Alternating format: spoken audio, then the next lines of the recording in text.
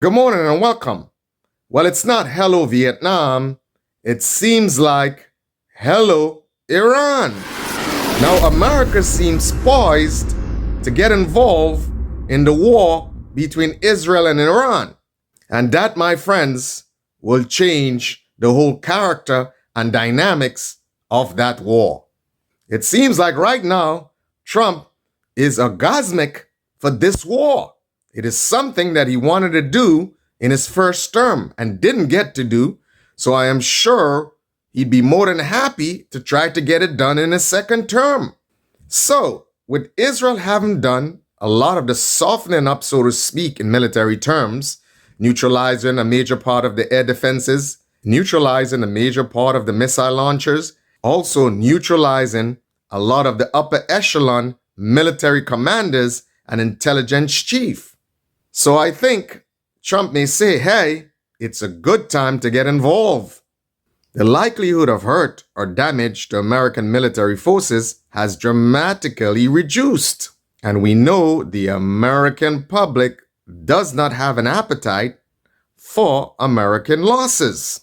So, what an opportune time to get involved. So it seems quite clearly what Zelensky could not have achieved in the Ukraine-Russia conflict, Netanyahu has been able to achieve in the Israel-Iran conflict. And now we know who is the boss of all bosses. Time and time again, it seemed like Zelensky was trying to drag Europe and possibly America into the Ukraine-Russia conflict. That didn't happen. But now it's quite clear that America is possibly heading into the Israel-Iran conflict. If America gets involved at this stage in the war or in the near future, it will betray the belief that they never sanctioned this to begin with, that they never gave a green light for all of this to happen. But all signs are quite clear that America is going to get involved. And of course, when I say get involved, I am talking about openly involved. I'm quite sure they're already involved in terms of material support and other means of support. But I am sure that they would have preferred that this would have been entirely Israel's operation.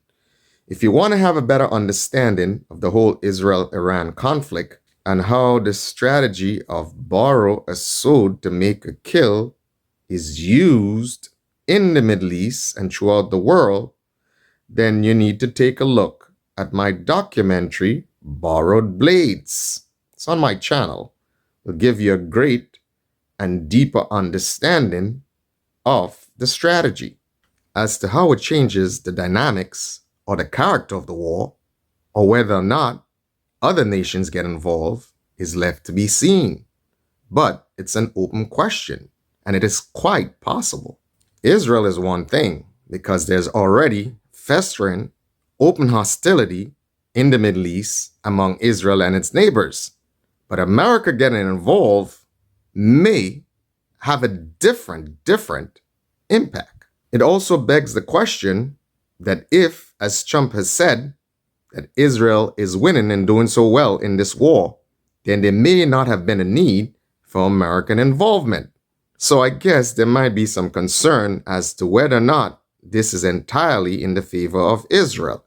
Either way, I'm sure America has no choice but to get involved, one, to show support, and two, to probably provide the military hardware needed to quote-unquote finish the job. I'm old enough to remember in 2002 when President George W. Bush spoke at his State of the Union address about an axis of evil.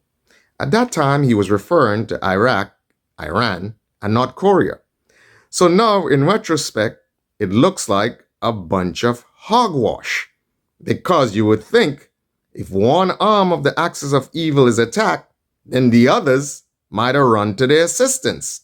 But that clearly has not happened. So it kind of destroys the myth that there actually was some axis of evil. Or if there was, it seems like that axis of evil was ineffective. Or just maybe did not have each other's back. Whoa, what an axis of evil. But in the annals of politics, many things are said for propagandist effect. and to justify certain actions, especially military actions. So, with the successes that Israel has had, especially in Lebanon and subsequently Syria, and we all know what is happening in the Gaza Strip. So, it seems logically that they would want to go after the head of the snake, so to speak. That, my friends, would ensure that they have perfect hegemony in the Middle East because they would have neutralized all their main threats. And by extension, I'm sure America would be very happy that those threats are removed, especially seeing that those threats are also threats to America. So if all of this succeeds, it can see a big win for Israel and America, and may politically give Donald Trump even more boosts.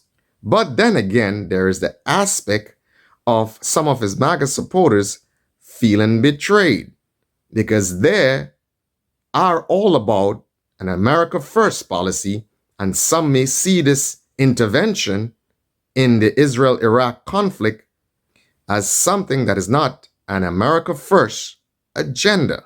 But of course, this can always be rationalized.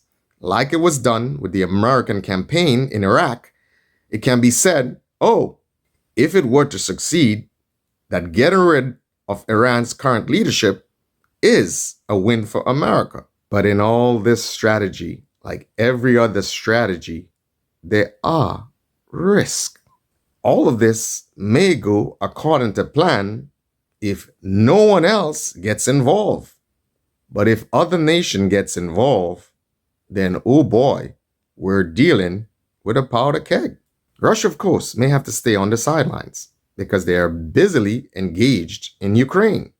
And of course, they need some sort of negotiation with Trump to bring that war to an end. So I don't think they have an appetite or the current ability to get involved. It will be fighting on two fronts. So timing and circumstances are in the favor of Israel and America.